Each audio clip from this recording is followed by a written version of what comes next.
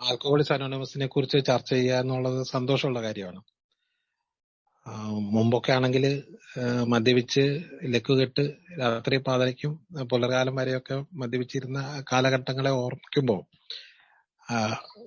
ഇങ്ങനെ മദ്യപിക്കാതിരിക്കാൻ വേണ്ടിയിട്ട് രാത്രി ഇരിക്കുക എന്നുള്ളത് ഒരു സുഖമുള്ള കാര്യമാണ്. ഇന്നിപ്പോ നമ്മൾ ഒന്നിച്ചിരിക്കുന്നത് എന്നെ ഏൽപ്പിച്ച ഒരു പണി എന്ന് പറയുന്നത് സുബോധ ജീവിത പുസ്തകത്തിന്റെ ഒരു റിവ്യൂ ആണ്. എല്ലാവരും ഇതൊക്കെ വായിച്ചിട്ടുണ്ടാവും. എന്നിരുന്നാൽ പോലും നമുക്ക് അതിന്റെ ആഴങ്ങളിലേക്ക് ഒന്ന് ഇറങ്ങി ചെല്ലേണ്ടതുണ്ട് എല്ലാവരും എന്നാണ് എൻ്റെ ഒരു അഭിപ്രായം.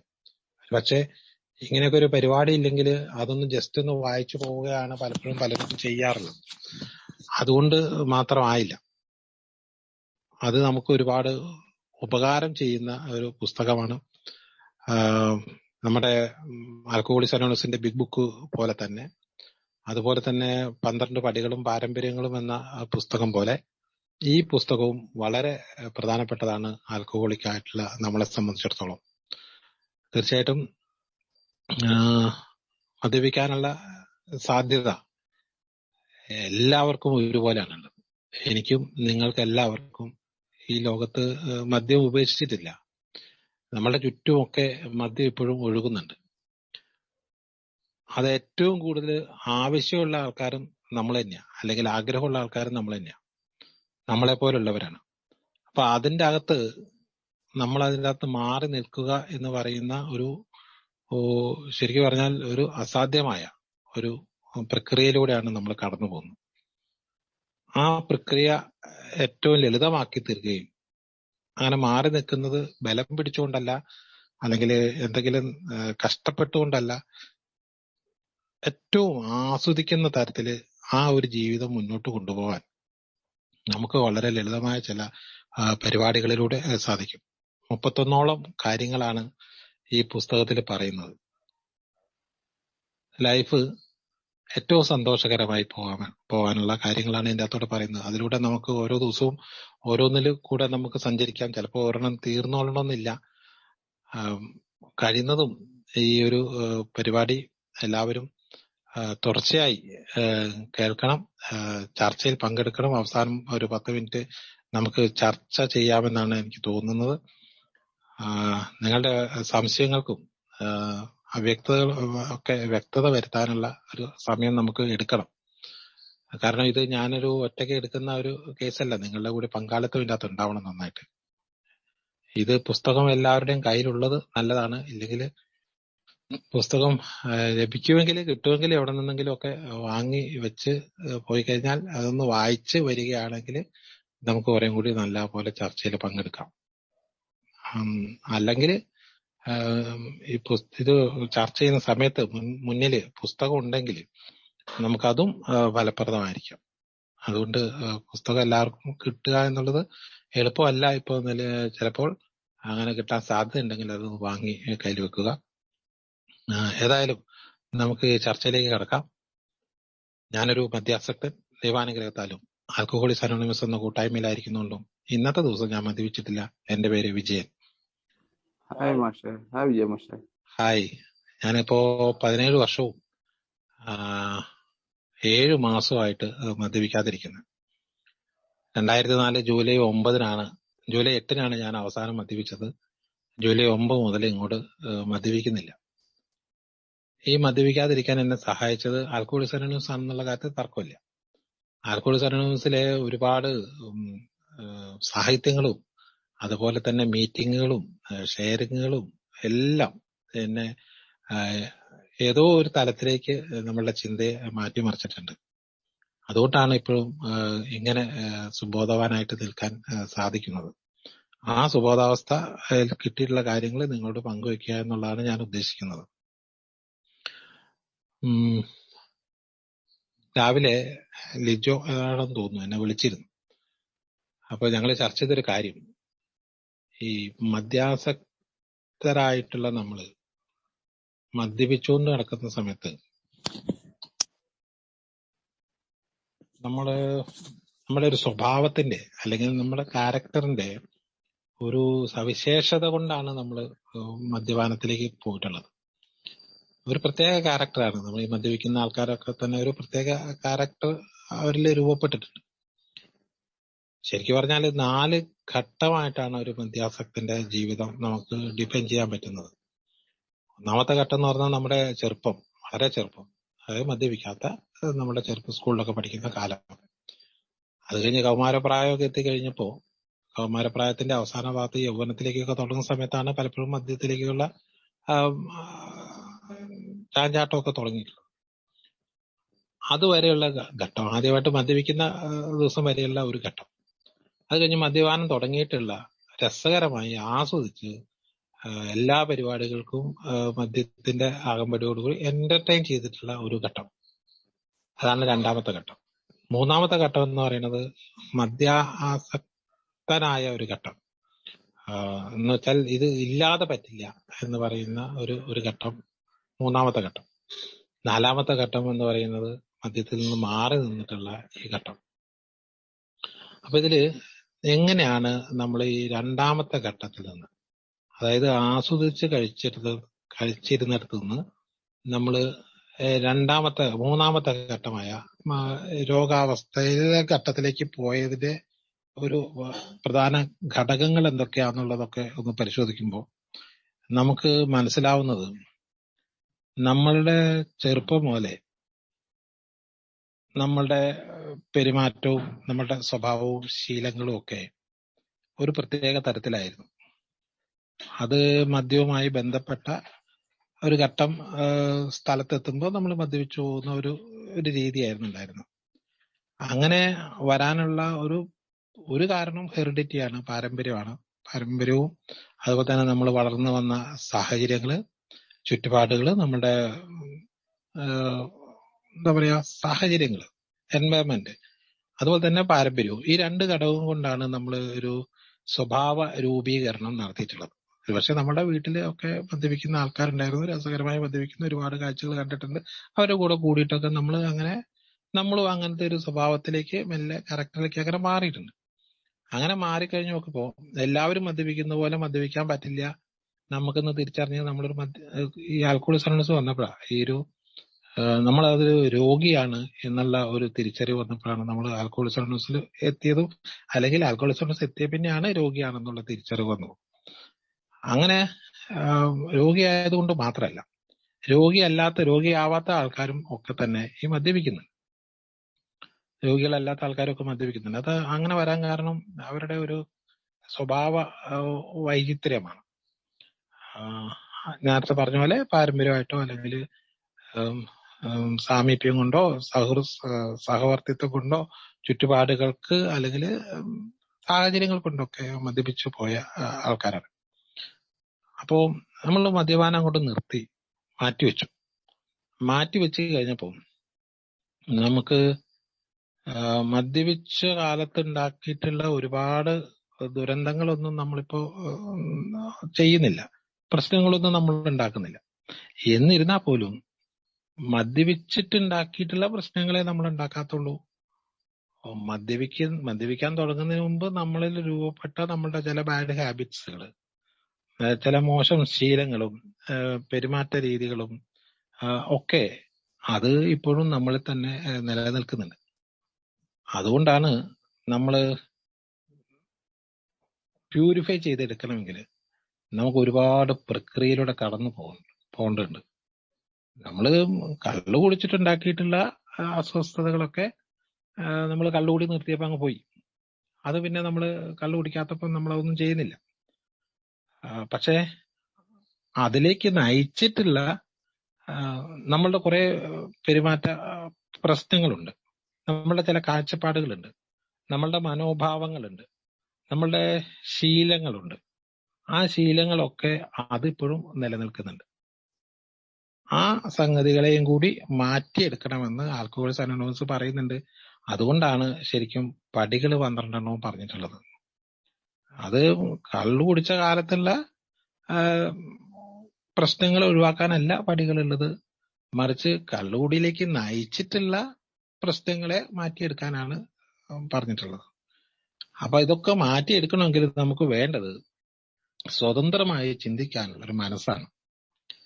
സ്വതന്ത്രമായി ചിന്തിക്കാനുള്ള. മനസ്സിൽ രണ്ട് ഭാഗമുണ്ട്. യുക്തിസഹമായ മനസ്സുണ്ട്, വൈകാരിക മനസ്സുണ്ട്. Emotional mind, rational mind. അപ്പൊ ഈ യുക്തിസഹമായ മനസ്സിൽ ഉണ്ടെങ്കിൽ കാര്യകാരണ വിവേചനത്തോടുകൂടി നമുക്ക് ഒരു കാര്യത്തെ നോക്കി കാണാൻ കഴിയുള്ളൂ. അതേസമയം വൈകാരിക മനസ്സിൽ അതൊന്നും ഉണ്ടാവില്ല. വൈകാരിക മനസ്സിൽ എന്താണോ അപ്പൊ തോന്നുന്നത്, ആ സമയത്തെ വികാരം എന്താണോ ആ വികാരത്തിനനുസരിച്ച് നമ്മൾ പ്രവർത്തിക്കും. എന്നാൽ യുക്തിസഹമായ മനസ്സിൽ അങ്ങനെയല്ല ഉണ്ടാവുക. അപ്പോ നമ്മളുടെ ഇനി അങ്ങോട്ടുള്ള ജീവിതമൊക്കെ ഈ യുക്തിസഹമായ മനസ്സിന്റെ പ്രവർത്തനത്തിന്റെ ഒരു ഭാഗമാവണം. അതായത് ഏത് കാര്യം ചെയ്യുമ്പോഴും എന്തിനാണ് ചെയ്യുന്നത്, എപ്പോഴാണ് ചെയ്യുന്നത്, ആരാണ് ചെയ്യുന്നത് എന്നുള്ള കാര്യത്തെ കുറിച്ചൊക്കെ നല്ല ബോധവാനായിട്ട് ചെയ്യുന്ന ഒരു മാനസികാവസ്ഥ ഉണ്ടാകുമ്പോഴാണ് അത് സുബോധമുള്ള ഒരു മനസ്സെന്ന് പറയാൻ പറ്റും. നല്ല ബോധമുള്ള മനസ്സ്. അപ്പൊ നമ്മൾ ആരോടാണ് സംസാരിക്കുന്നത്, നമ്മൾ എന്താണ് സംസാരിക്കുന്നത്, എപ്പോഴാണ് സംസാരിക്കുന്നത്, ഞാൻ ഇങ്ങനെയാണോ പറയേണ്ടത്, ഞാൻ അങ്ങനെയാണോ പറയേണ്ടത് എന്നൊക്കെ നമുക്ക് ആലോചനയിലൂടെ കിട്ടും. അതല്ലാതെ പറഞ്ഞു പോയി കഴിഞ്ഞിട്ട് തിരിച്ചറിയലല്ല. അതുപോലെ തന്നെ ചെയ്യുന്ന കാര്യങ്ങളും പറയുന്ന കാര്യങ്ങളും ചെയ്യുന്ന കാര്യങ്ങളും ഒക്കെ ഞാൻ ചെയ്യുന്നത് ശരിയാണോ, ഇതാണോ ചെയ്യേണ്ടത്, ഇപ്പോഴാണോ ചെയ്യേണ്ടത് എന്നുള്ള കാര്യത്തെക്കുറിച്ചൊക്കെ, ഇതാണോ ചെയ്യേണ്ടത് എന്നുള്ള കാര്യത്തെക്കുറിച്ചൊക്കെ നമുക്ക് നല്ല ഒരു ചിന്ത ആവശ്യമുണ്ട്. ആ ശരിയായ രീതിയിലുള്ള ചിന്ത നടത്തുന്ന മനസ്സാണ് സുബോധമുള്ള ഒരു മനസ്സെന്ന് പറയുന്നത്. നമുക്കറിയാം നമ്മൾ എന്താ ചെയ്യുന്നത്, നമുക്കറിയാം. ആ മനസ്സ് ഉണ്ടാക്കിയെടുക്കണമെങ്കിൽ നമ്മൾ കുറേ കാര്യങ്ങൾ ചെയ്യേണ്ടതുണ്ടെന്നാണ് ഈ പുസ്തകത്തിൽ പറയുന്നത്. സുബോധമുള്ള ഒരു മനസ്സ്. അപ്പൊ നമുക്ക് ചിലപ്പോ ചിലർ ചോദിക്കും, നമുക്ക് ഇപ്പൊ നമ്മൾ കള്ളു കുടിക്കാതെ ഇങ്ങനെ ഉണർന്നിരിക്കുന്ന ഈ മനസ്സ് ആണ് സുബോധ മനസ്സ് എന്ന് വിചാരിക്കുന്ന ചിലരുണ്ട്. അതല്ല സുബോധ മനസ്സ്. കള്ളു കുടിക്കാതെ ഇരുന്നു എന്ന് പറഞ്ഞിട്ട്, മദ്യപിക്കാതെ ഇരുന്നു എന്ന് പറഞ്ഞിട്ട് കാര്യമില്ല. മദ്യപിക്കാതെ ഇരുന്നിട്ട് ഒന്നാമത്തെ സ്റ്റെപ്പ് മാത്രമേ ആവുന്നുള്ളൂ മദ്യപിക്കാതിരിക്കുക എന്നുള്ളത്. രണ്ടാമത്തെ കാര്യമാണ് സുബോധത്തിലേക്ക് പോകുക എന്നുള്ളത്. സുബോധം എന്ന് പറഞ്ഞാൽ ഞാൻ നേരത്തെ പറഞ്ഞ പോലെ ഉള്ള ഒരു അവസ്ഥയിലേക്ക് നമ്മളുടെ മനസ്സിനെ കൊണ്ടുവരണമെങ്കിൽ നമുക്ക് ഒരുപാട് പ്രാക്ടീസ് ആവശ്യമുണ്ട്. ആ പ്രാക്ടീസാണ് ശരിക്കും ആൽക്കഹോളിക്സ് അനോണിമസ് നമുക്ക് മുന്നോട്ട് വെച്ചിട്ടുള്ള കാര്യങ്ങളൊക്കെ. അത് സുബോധവാനായിരിക്കാൻ വേണ്ടിയിട്ട് നമ്മുടെ ദൈനംദിന ജീവിതത്തിൽ നമ്മൾ ഇടപെടുന്ന കാര്യങ്ങളില് ഓരോ ഘട്ടങ്ങൾ വരും. ഓരോ ഘട്ടങ്ങൾ. ഇപ്പൊ മദ്യപിക്കുന്ന ആൾക്കാരുടെ ഒരു സഭയിൽ പോയി ഇരിക്കേണ്ട ഘട്ടം വരും. അപ്പോഴും നമ്മൾ സുബോധവാനായിരിക്കണം. അതേപോലെ നമുക്ക് ഒരു ദേഷ്യം വരും അല്ലെ, അപ്പോഴും നമ്മൾ സുബോധവാനായിരിക്കണം. അതേപോലെ ഈ വീട്ടില് എന്താ പറയാ മദ്യം സൂക്ഷിക്കുന്ന അവസ്ഥ ഉണ്ടാവും. ചിലപ്പോൾ കല്യാണ പരിപാടിയൊക്കെ ആണ്, ചിലപ്പോൾ വീട്ടിൽ മദ്യം ഉണ്ടാവും. അപ്പോഴും നമ്മൾ സുബോധവാനായിരിക്കണം. ഏത് സിറ്റുവേഷനിലും നമ്മളുടെ ബോധം സുബോധത്തോടു കൂടി ഇരിക്കാനുള്ള ചില ടിപ്പുകളാണ് ഇതിനകത്ത് പറയുന്നത്. അപ്പൊ ഇത് ടിപ്പുകളെ ആവുന്നുള്ളൂ. ഈ ടിപ്പുകളൊക്കെ നമ്മൾ പ്രാക്ടീസ് ചെയ്ത് കഴിഞ്ഞു കഴിയുമ്പോൾ നമുക്ക് അത് നേരത്തെ ക്യാരക്ടറിൽ നിന്ന് മാറിയിട്ട് ഒരു പുതിയ ക്യാരക്ടർ രൂപപ്പെടണം. അതായത് അതൊരു ശീലമാകണം ടിപ്പുകൾ. അപ്പോ നമുക്ക് ആവശ്യമുള്ള സമയത്ത് എടുത്ത് ഉപയോഗിക്കേണ്ടതാണെങ്കിൽ പോലും അത് ആവശ്യമുള്ള സമയത്തൊക്കെ എടുത്ത് ഉപയോഗിക്കണം. അങ്ങനെ ഉപയോഗിച്ച് നിരന്തരം നമ്മളുടെ വകയായിട്ട് ഇതിന്റെ ഉപയോഗം വന്നു കഴിയുമ്പോൾ നമുക്കതൊരു ശീലമായി വരും. അപ്പൊ ഏത് സാഹചര്യത്തിൽ നമുക്ക് അങ്ങനെ പെരുമാറാൻ കഴിയും. അങ്ങനെ പെരുമാറാനുള്ള കുറച്ച് ടിപ്പുകളുമായിട്ടാണ് ഈ പുസ്തകം നമ്മുടെ മുമ്പിലുള്ളത്. അതുകൊണ്ട് അതിനെക്കുറിച്ച് പഠിക്കാൻ ഞാൻ ഇന്നിപ്പോ ആമുഖമായിട്ട് കുറെ കാര്യങ്ങൾ ചർച്ച ചെയ്ത് അവസാനിപ്പിക്കാന്ന് വിചാരിക്കുന്നു. ഇതിന്റെ പോയിന്റിലേക്ക് നമുക്ക് അടുത്ത ദിവസം പോലെ കിടക്കാം. ഈ ഇതിന് ഇപ്പോ നമ്മൾ തുടങ്ങിയപ്പോ കുറെ കാര്യങ്ങൾ വായിച്ചു. അതിന്റെ പ്രതിദിന മനനങ്ങൾ വായിച്ചു. പടികൾ, ബിഗ് ബുക്കിന്റെ ഇതെങ്ങനെ പ്രവർത്തിക്കുന്നു എന്നുള്ള 5-ാമത്തെ അധ്യായത്തിന്റെ 2.5 പേജ് വായിച്ചു. പിന്നെ അതിൻ്റെ അകത്ത് പടികൾ വരുന്നുണ്ട്. പാരമ്പര്യം വായിച്ചു, സുബോധ ഇത് വായിച്ചു, പ്രതിദിന മനനങ്ങളും വായിച്ചു. ഇത് പഠിക്കാൻ തുടങ്ങുന്ന സമയത്ത് എനിക്ക് തോന്നുന്നത് അടുത്ത ആഴ്ച മുതൽ ഇതിൻ്റെ അകത്ത് പേജ് ആമുഖ ഭാഗത്തുള്ള എന്തുകൊണ്ട് മദ്യപിക്കാതിരിക്കണം എന്ന ഭാഗവും കൂടി വായിക്കണം. അത് നമുക്ക്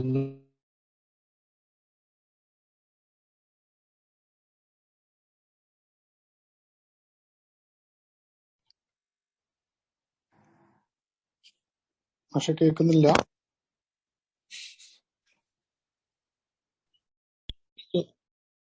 നമ്മളോട് തന്നെ ചോദിച്ചു കഴിഞ്ഞാൽ നമുക്ക് അതിനുള്ള ഉത്തരം എന്തായിരിക്കും?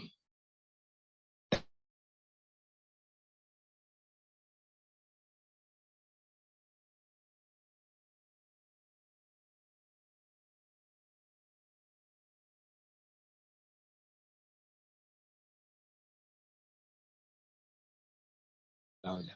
അതുപോലെ തന്നെ സന്തോഷം കിട്ടിയോ? സന്തോഷം ആദ്യത്തെ ഒരു അരമണിക്കൂർ കിട്ടിയിട്ടുണ്ടാവും, പിന്നെ സന്തോഷം കിട്ടിയിട്ടില്ല.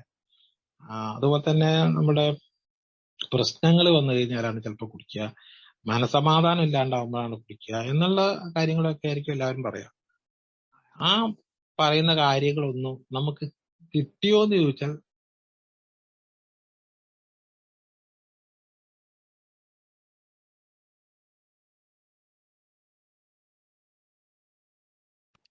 പക്ഷെ ചെറിയ ബ്രേക്ക് വരുന്നുണ്ട്.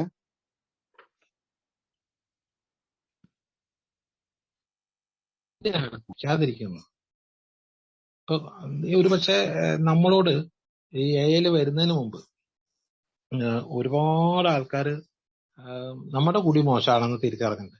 നമ്മളുടെ കുടി ഇങ്ങനെ കുടിച്ചോണ്ടിരിക്കുമ്പോൾ നമ്മളുടെ കുടി നല്ല നിലവാരമുള്ള കുടി, എപ്പോ വേണേലും നിർത്താൻ പറ്റുന്ന കുടി, എനിക്ക് കൺട്രോൾ ചെയ്യാൻ പറ്റുന്ന കുടി, എന്റെ അധീനതയിലുള്ള കുടി എന്ന് അഭിമാനിച്ചു കുടിച്ചവരാണ് നമ്മളൊക്കെ.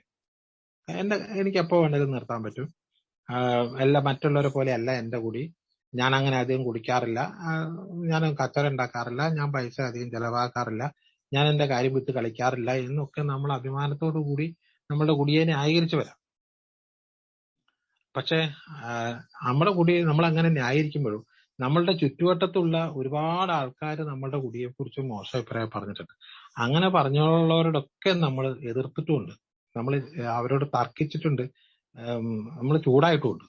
നമ്മളെ ഉപദേശിക്കാൻ വരുന്നവർ ഒറ്റ ഒന്നിനെ നമുക്ക് ഇഷ്ടമല്ലായിരുന്നു. എന്റെ കുടി അങ്ങാനും കൂടുതലാണെന്നോ എന്റെ കുടി ശരിയല്ല എന്നൊക്കെ ആരെയും പറഞ്ഞു കഴിഞ്ഞാൽ നമ്മൾ അവരുടെ ഒക്കെ കച്ചറ ഉണ്ടാക്കിയിട്ടുണ്ട്. അപ്പൊ ഇവരൊക്കെ നമ്മൾ കുടിക്കരുത് എന്ന് പറഞ്ഞിട്ടുണ്ട്.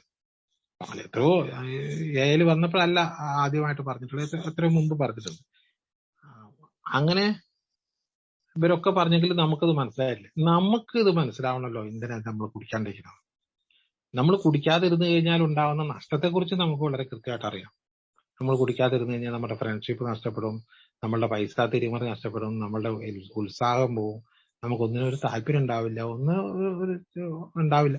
അങ്ങനെ നമുക്ക് ഒരുപാട് നഷ്ടങ്ങളുണ്ട് കുടിക്കാതിരുന്നു കഴിഞ്ഞാൽ. കുടിക്കാതിരുന്നു കഴിഞ്ഞാൽ ലാഭം എന്ന് പറയുന്നത് നമ്മളെ സംബന്ധിച്ചിടത്തോളം ഉണ്ടാകുന്നത് സാമ്പത്തികമാണ്. അതിന് എക്സ്ട്രാ പൈസ ഉണ്ടാക്കിയപ്പോഴേ നമ്മൾ കൂടുതൽ ജോലി ചെയ്ത് കൂടുതൽ പൈസ ഉണ്ടാക്കി കഴിഞ്ഞാൽ നമുക്ക് കുടിച്ചൂടെ? അപ്പൊ നമ്മളുടെ കണക്കിൽ ഒരു സാമ്പത്തിക നഷ്ടം മാത്രമാണ് പലപ്പോഴും മദ്യപാനത്തിൽ നിന്ന് നമുക്ക് നഷ്ടം എന്ന് പറയുന്നത്. നമുക്ക് എന്നാലോ അതിനേക്കാൾ കൂടുതൽ നമുക്ക് ഒരുപാട് ലാഭം ഉണ്ടാക്കുന്ന ഒരു ഏർപ്പാടായിരുന്നു കുടി എന്ന് പറയുന്നത്. നമുക്ക് ഒരുപാട് സൗഹൃദങ്ങള്, ഒരുപാട് ബന്ധങ്ങള്, ഒരുപാട് എന്താ പറയാ എൻജോയ്മെന്റ്, ഇതൊക്കെ കിട്ടുന്ന ഒരു സംഗതിയാണ് കുടി. അങ്ങനെയുള്ള നമ്മളോട് ചോദിക്കുകയാണ് എന്തിനാണ് കുടിക്കാതിരിക്കുന്നത്? കുടിക്കാതിരുന്ന് ആ ചോദ്യത്തിന്റെ ഉത്തരം ഞാനത് വായിക്കാം. എന്തുകൊണ്ട് മദ്യപിക്കാതിരിക്കണം? ആൽക്കഹോളിക്സ് അനോണിമസിലെ അംഗങ്ങളായ ഞങ്ങൾക്ക് ആ ചോദ്യത്തിനുള്ള ഉത്തരം ലഭിക്കുന്നതിന് ഞങ്ങളുടെ പഴയകാല ജീവിതത്തിലേക്ക് സത്യസന്ധമായി നോക്കുമ്പോഴാണ്. ഇതിന്റെ ഉത്തരം നമുക്ക് പറയണമെങ്കിൽ നമ്മളൊന്ന് ജസ്റ്റ് ഒന്ന് പുറകോട്ട് തിരിഞ്ഞു നോക്കാം. നമ്മൾ കുടിച്ചിട്ട് ഞാൻ നേരത്തെ ചോദിച്ച ചോദ്യത്തിന്റെ ഉത്തരം ഒന്നുകൂടി പരിശോധിച്ച് നോക്കുക. നമുക്ക് കിട്ടേണ്ട എന്തെങ്കിലും നമുക്ക് കിട്ടിയിട്ടുണ്ടോ? നമ്മൾക്ക് ലഭിക്കുമെന്ന് വിചാരിച്ച എൻജോയ്മെന്റ് കിട്ടിയിട്ടുണ്ടോ? സൗഹൃദം കിട്ടിയിട്ടുണ്ടോ? കൂടെ കുടിച്ചവന്മാരൊക്കെ നമ്മളെ ചീത്ത പറയാന്നുള്ളല്ലാതെ, കൂടെ കുടിച്ചവന്മാരൊക്കെ നമ്മളെ പറ്റിക്കുക എന്നുള്ളതല്ലാതെ, ഈ പൈസ മുഴുവനും പോവുക എന്നുള്ളതല്ലാതെ, ആരോഗ്യം പോവുക എന്നുള്ളതല്ലാതെ, കുടുംബ ബന്ധങ്ങൾ നഷ്ടപ്പെടുക എന്നുള്ളതല്ലാതെ എന്തെങ്കിലും ഒരു ഗുണം ശരിക്കും പറഞ്ഞാല് കിട്ടിയിട്ടുണ്ടോ? അത് കിട്ടിയിട്ടില്ല എന്നല്ല, ആദ്യ കാലത്ത് കിട്ടിയിട്ടുണ്ടാവും. പക്ഷെ പിന്നീടുള്ള കാലത്ത് ഇത് കിട്ടിയിട്ടില്ല എന്ന് മാത്രമല്ല, നമുക്ക് ഒരുപാട് നഷ്ടങ്ങളും സംഭവിച്ചിട്ടുണ്ട്. ആ ലാഭങ്ങളെ കുറിച്ച് ഇപ്പൊ ഒരു കുടിക്കാനുള്ള സെറ്റപ്പ് ഉണ്ടാക്കുന്ന ഒരു സമയമുണ്ടല്ലോ.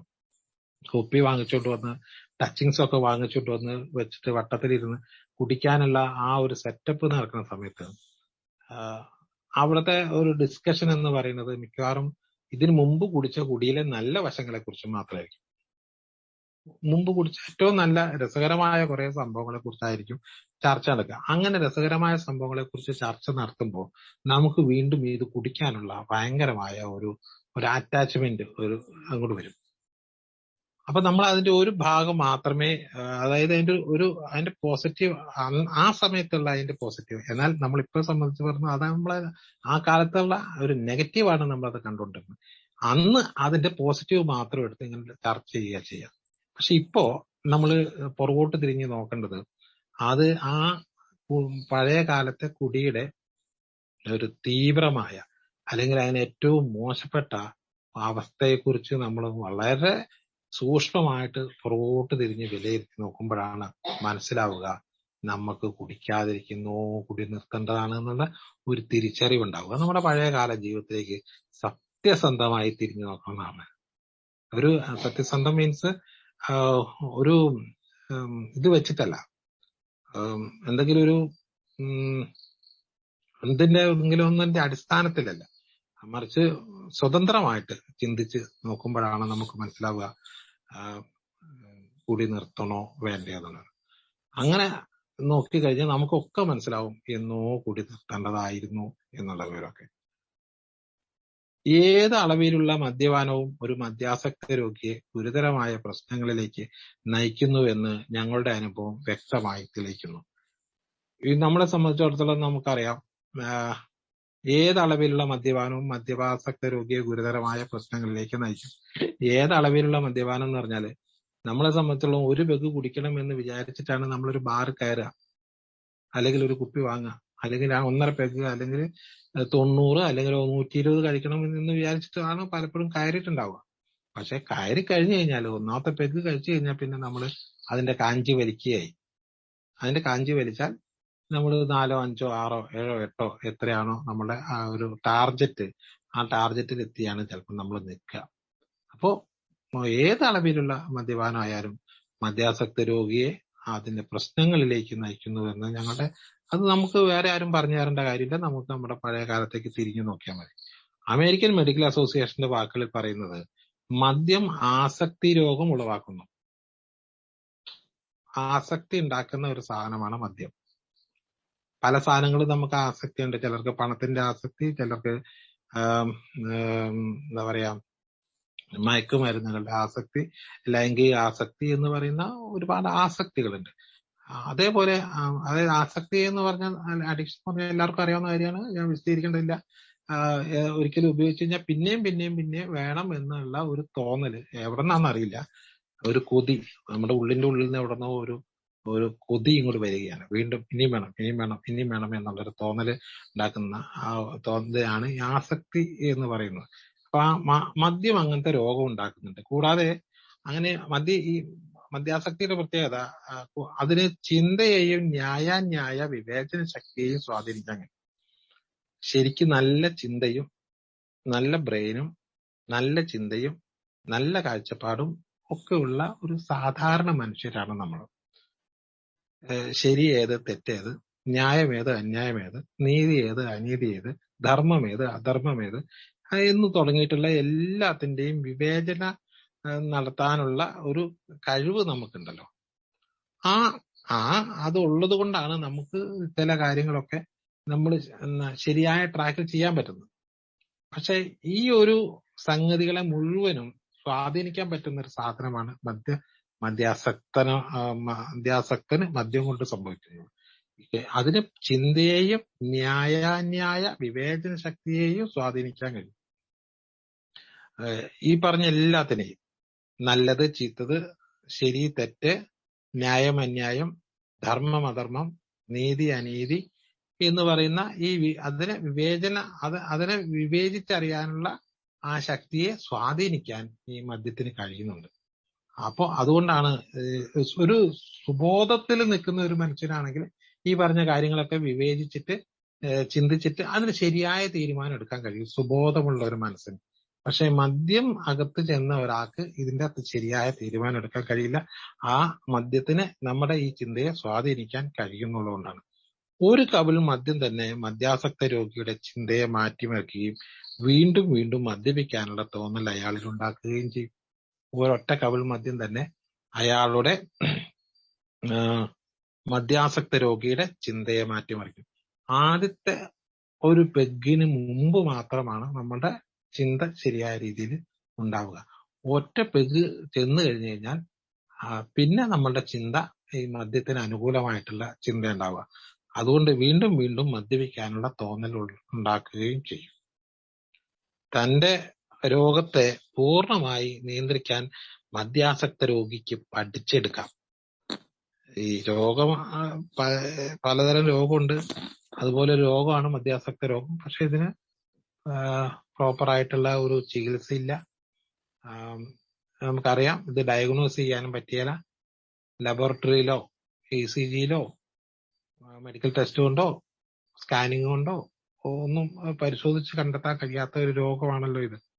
അതുകൊണ്ട് തന്നെ അങ്ങനെയൊക്കെ ആണെങ്കിൽ പോലും ശരിയായ രീതിയിലുള്ള ഒരു തിരിച്ചറിവുണ്ടെങ്കിൽ ഈ മദ്യാസക്ത രോഗത്തെ നമ്മളുടെ ഒരു രോഗിയായ എനിക്ക് ആ രോഗത്തെ നിയന്ത്രിച്ച് നിർത്താൻ കഴിയും. ആ രോഗത്തെ മാറ്റിവെച്ച് നിയന്ത്രിക്കാൻ കഴിയും. അത് പഠിച്ചെടുക്കാറുണ്ട്. മദ്യാസക്ത രോഗി പഠിച്ചെടുക്കാം. പക്ഷെ രോഗാവസ്ഥ പൂർണ്ണമായി ഭേദപ്പെടുത്താനാവില്ല. ഈ പഠിച്ചെടുക്കാന്ന് പറഞ്ഞ് ഞാൻ നേരത്തെ പറഞ്ഞല്ലോ, ഈ രോഗാവസ്ഥ എന്ന് പറയുന്ന ഒരു സാധനമുണ്ട്. അത് നമ്മുടെ ചെറുപ്പം മുതലേ ഉണ്ടായിട്ടുള്ള നമ്മുടെ ക്യാരക്ടറിന്റെ പ്രത്യേകത കൊണ്ടും അതുപോലെ തന്നെ നമ്മുടെ ശരീരത്തിലെ ജീനുകളുടെ ഘടനയുടെ പ്രത്യേകത കൊണ്ടും ഒക്കെ എന്താ പറയാ എൻവയറമെന്റ് ആയിട്ടും അതുപോലെ തന്നെ ഹെറിഡിറ്റി ആയിട്ടും കിട്ടിയിട്ടുള്ള സംഗതികളിൽ നിന്ന് നമുക്ക് ആ ഒരു പ്രത്യേകത നമ്മുടെ ശരീരത്തിൽ നിലനിൽക്കുന്നുണ്ട്. ആ നിലനിൽക്കുന്ന ആ രോഗാവസ്ഥയെ നമുക്ക് പൂർണ്ണമായിട്ട് സുഖപ്പെടുത്താൻ കഴിയില്ല എന്നുള്ളത് നമ്മൾ തിരിച്ചറിയും. അതുകൊണ്ട് പ്രതികൂല സാഹചര്യങ്ങൾ ഇല്ലെങ്കിൽ തന്നെയും അയാൾ കുടിയിലേക്ക് വീണ്ടും മടങ്ങിപ്പോകും. ഇത് നമ്മുടെ ശരീരം അങ്ങനെയാണ് നിൽക്കുന്നത്. ഒരു മദ്യപിക്കാനുള്ള ഒരു ടെൻഡൻസി, ടെംപ്ടേഷൻ ഉള്ള ഒരു ശാരീരിക ഘടനയോടുകൂടിയാണ് നമ്മുടെ നിലനിൽപ്പ്. അതുകൊണ്ട് ഏതൊരു സമയത്തും നമ്മൾ അടുത്ത ഒരു മദ്യത്തിലേക്ക് മടങ്ങിപ്പോവാനുള്ള സാധ്യത വളരെ വലുതാണ്. പക്ഷേ നമുക്ക് പഠിച്ചെടുത്തു കഴിഞ്ഞാൽ, ബോധപൂർവ്വം നമ്മൾ പഠിച്ചെടുത്തു കഴിഞ്ഞാൽ നമുക്ക് ഇതിനകത്ത് രക്ഷപ്പെടാൻ കഴിയും എന്ന് നമുക്ക് അതിന്റെ സൂചനകളിൽ നിന്ന് തന്നെ നമുക്ക് മനസ്സിലാക്കിയെടുക്കാൻ കഴിയും. ഓരോന്നും, അതായത് ഈ മദ്യപിക്കുക എന്ന് പറയുന്നത് ഒരു പ്രക്രിയ. കൊപ്പി വാങ്ങുന്നു, ആസ്വദിക്കുന്നു, കുടിക്കുന്നു എന്ന് പറയുന്ന ഒരു പ്രക്രിയ, ഒരു പ്രോസസ്സാണ്. ആ പ്രോസസ്സിന്റെ മുമ്പ് കുറെ കാര്യങ്ങൾ നടക്കുന്നുണ്ട്. അങ്ങനെ ഒരു സംഗതി നടക്കുന്നതിന് മുമ്പ് നടക്കുന്ന കാര്യങ്ങൾ, അതായത് മദ്യപിക്കാനുള്ള ഒരു ചിന്ത. മദ്യപിക്കാനുള്ള ഒരു ചിന്ത വരുന്നതിന് മുമ്പ് ആ ചിന്ത വരാനുള്ള കുറെ ഘടകങ്ങളുണ്ട്. ആ ചിന്ത വരാനുള്ള ഘടകങ്ങൾ എന്ന് പറഞ്ഞാൽ, ഒരുപക്ഷെ ദേഷ്യം വന്നാൽ മദ്യപിക്കാനുള്ള ചിന്ത പെട്ടെന്ന് കഴിയും. നഷ്ടങ്ങൾ വന്നാൽ മദ്യപിക്കാനുള്ള ചിന്ത പെട്ടെന്ന് കയറി വരും. എന്നിട്ടാണ് മദ്യപാനത്തിലേക്ക് പോവുക. അപ്പോൾ ദേഷ്യം വരിക അല്ലെങ്കിൽ ഇമോഷനായിട്ടിരിക്കുക. ദേഷ്യം വന്നുള്ളത് മാത്രമല്ല, ചിലപ്പോൾ ഭയങ്കര സന്തോഷം വന്നാലോ, അസൂയ വന്നാലും, സ്വാർത്ഥത വന്നാലും, അഹങ്കാരം വന്നാലും, അപ്പൊ ഏതെങ്കിലും തരത്തിലുള്ള ഇമോഷൻസ് വന്നാലോ, അതല്ലെങ്കിൽ ഏതെങ്കിലും നഷ്ടങ്ങൾ വന്നാലോ, ഏതെങ്കിലും എൻജോയ്മെന്റ് വന്നാലോ, ഏതെങ്കിലും സന്ദർഭം വന്നാലോ, അങ്ങനെ നമ്മുടെ ജീവിതത്തിലൂടെ കടന്നു പോകുന്ന ഏതെങ്കിലും ഒരു സന്ദർഭം മദ്യത്തെക്കുറിച്ചുള്ള ചിന്ത ഉണർത്തും. ചിന്ത ഉണർത്തിയാലും ചിലപ്പോൾ നമ്മൾ കുടിച്ചോളുന്നില്ല. പക്ഷെ ഈ ചിന്ത ഉണർത്തിക്കഴിഞ്ഞാൽ ആ ചിന്ത വളരെ പെട്ടെന്ന് അതിന്റെ പ്രോസസ്സിലേക്ക് പോകും, കുടിക്കുക എന്നുള്ള പ്രക്രിയയിലേക്ക് പോകും. അതുകൊണ്ട് ഇത് പറയുന്നത്, പ്രതികൂല സാഹചര്യങ്ങൾ ഇല്ലെങ്കിൽ തന്നെയും അയാൾ കുടിയിലേക്ക് വീണ്ടും മടങ്ങിപ്പോകാൻ സാധ്യതയുണ്ട്.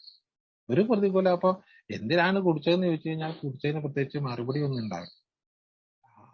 പക്ഷെ ആ കുടിയിലേക്ക് നയിക്കാനുള്ള ഏതോ ഒരു ഘടകം അയാൾക്ക് അതിനെ തടയാൻ കഴിഞ്ഞില്ല എന്നുള്ളതാണ്. കുടിയിലേക്ക് നയിക്കുന്ന കുറേ ഘടകങ്ങൾ ഉണ്ട്. അതാ ശരിക്കും പറഞ്ഞാല് ബ്ലോക്ക് ചെയ്യേണ്ടത് അതാണ്. കുടിയെ അല്ല ബ്ലോക്ക് ചെയ്യേണ്ടത്. കുടിക്കുന്നതിന്റെ മുമ്പ് കുടിക്കാനുള്ള ഒരു ചിന്ത വരുന്നുണ്ട്. ആ കുടിക്കാനുള്ള ചിന്ത വരാനുള്ള ഘടകങ്ങളെ ബ്ലോക്ക് ചെയ്യുക.